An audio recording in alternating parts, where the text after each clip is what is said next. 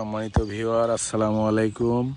আপনাদেরকে দেখাতে চলেছি প্রত্যন্ত উত্তর অঞ্চল রংপুরের গরু খামারিদের পরিবেশ।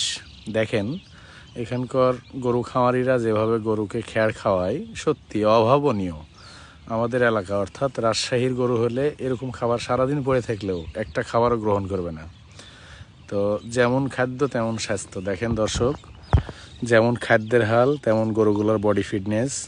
সত্যি এতটা জীর্ণ গরু না দেখলে আমি বিশ্বাস করতে পারতাম না যে আমাদের দেশে এরকম পর্যায়েও এভাবেও গরু পালা হয়।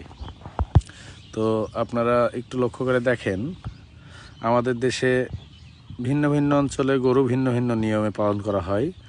বিশেষ করে রাজশাহী, ঢাকা, সিলেট, চট্টগ্রাম এই সাইডের গরুগুলোকে প্রচুর যত্ন করা লাগে। কিন্তু এই যে আমাদের উত্তরবঙ্গ রংপুর, দেখেন কি অবস্থার মধ্যে গরুগুলা জীবনযাপন করে। ধন্যবাদ সকলকে, ভালো থাকবেন সবাই।